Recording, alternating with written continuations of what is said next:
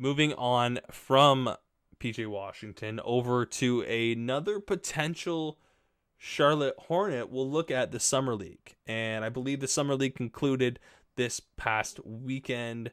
LiAngelo Ball. Maybe not the... Well, he's not the youngest player at Summer League. He's probably not the most talented. But I would almost like to argue that he's the hardest worker. LiAngelo Ball, I checked his stats the other day before the last game. He had played 4 games, obviously. Averaged 10.5 points over those 4 games. Shot 42% from the 3. And averaged 1.5 steals. Now, stats are stats, and stats are flat on a piece of paper, but I think the eye test also helps. And when I watched LiAngelo Ball, I remember watching LiAngelo Ball when it was Chino Hills. I followed the Ball family, like Lonzo, LaMelo, and LiAngelo, because of the hype around them. Back when Lonzo was in Chino Hills. Well, when all 3 of them were there. And then, of course, Lonzo went to UCLA. And LiAngelo, I can't remember who he was with, what team he was. I think he had signed again with UCLA, and then they went over to do a tournament in China.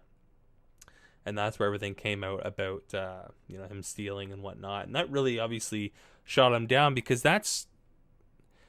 Look, your stats can be nice and you can be a great player, but if you don't have good character, well, that's half the battle. And, fairly or unfairly, the whole Ball clan was already getting judged by what their father was saying, Lavar Ball. Lonzo is a solid player, a solid point guard.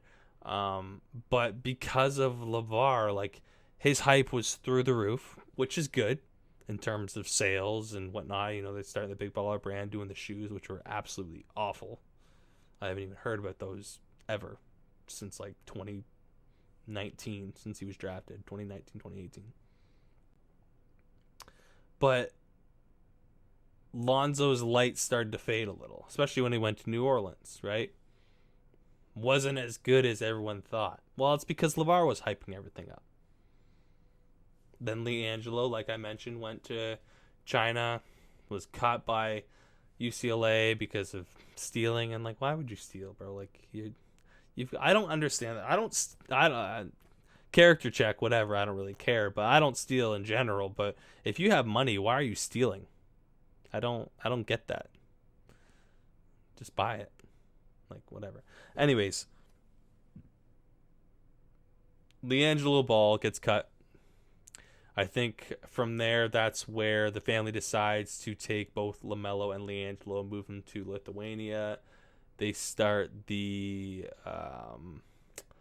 I'm gonna forget the actual league, but this was the JBL, the Ball League. Anyways, they go there. They're performing well.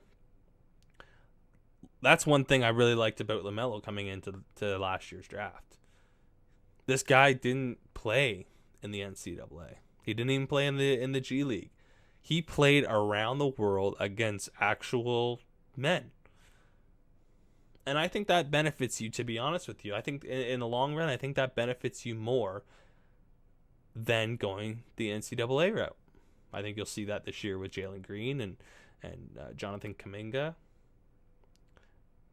You think you see it with Luka Doncic.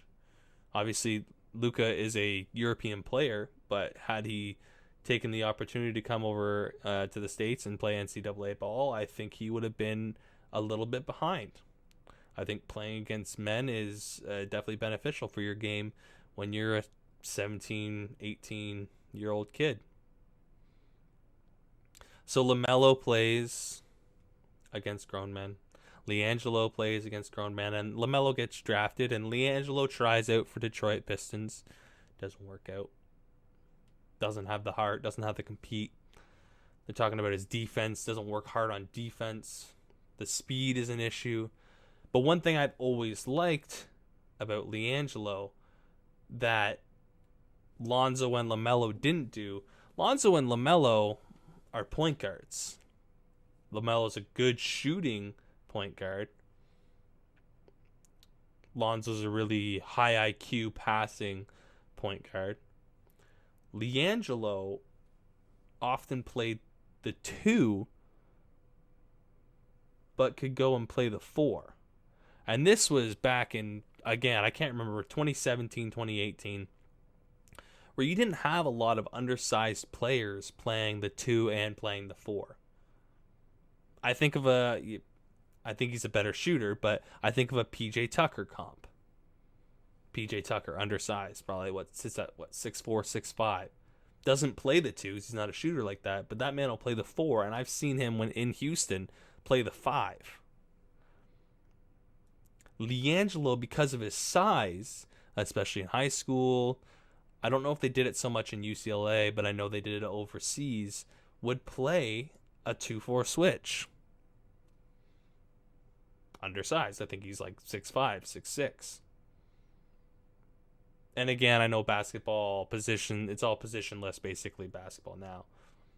But my point being, LiAngelo Ball, in a sense, has been a utility knife. He's been a player that, is kind of something that not a lot of players have. He's unique. He can shoot, but he can also go in there and get you rebounds and bump around the big guys. And I think that's evident in his summer league debut here with Charlotte. But the one thing I really noticed, more than the shooting, more than his rebounding, because I knew he had that, the one thing I really noticed was his speed and his defense. And in turn, his hustle. There was one play, I think they were playing against either the Raptors or the Kings. And LiAngelo Ball, I'll put the clip up, but LiAngelo Ball worked his ass off to get back on defense. Eventually got the steal, and I think they went down and scored a bucket off either his pass or his shot. That's impressive. Because you already have that, like I mentioned, that utility knife kind of asset, being able to do, guard 1 through. Now, I don't want to say you can guard a 4 in the NBA because we haven't even seen him in an actual NBA game, but let's say he can guard 1, 2, and 3. That's nice. He can guard 1, 2, and 3. He's able to hit, over 40% from the 3. He gets steals. He goes in for rebounds. He's not going to be a player like LaMelo. He's not going to be a player like Lonzo even. He's going to be probably a role player.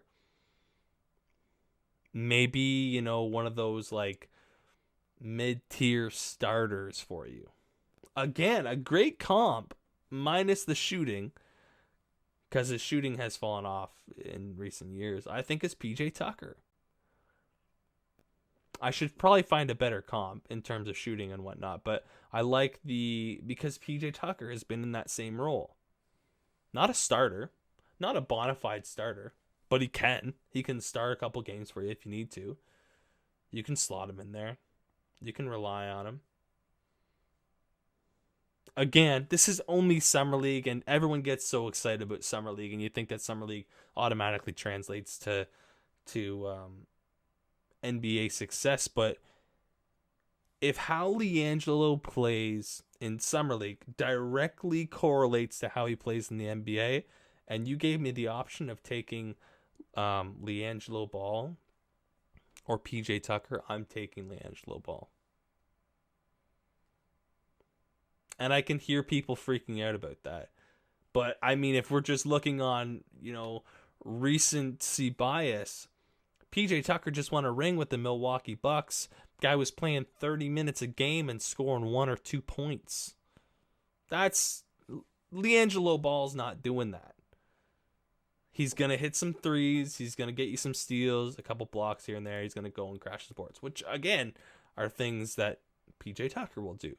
But I think LiAngelo Ball is going to be a better scorer for you. So, again, I like what I'm seeing from LiAngelo Ball. I think he's definitely earned a contract with the Charlotte Hornets. I think it's really exciting that they're together. I love the Charlotte Hornets. I'm a big fan of LaMelo Ball.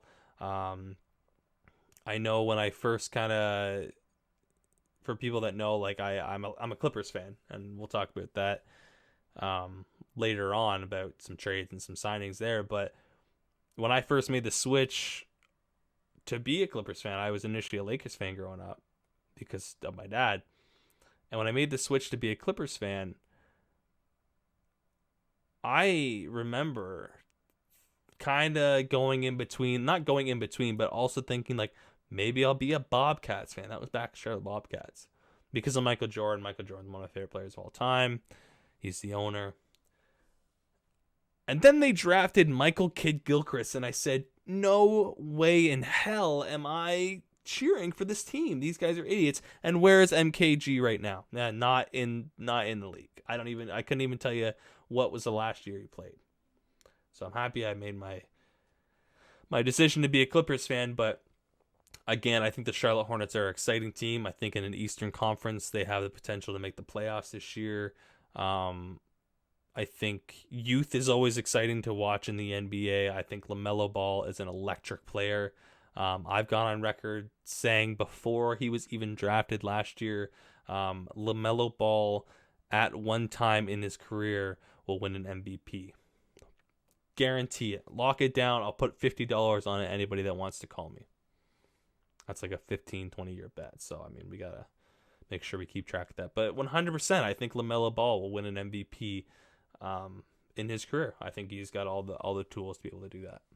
So, LiAngelo Ball should be signed by the Charlotte Bobcats, by the Charlotte Hornets.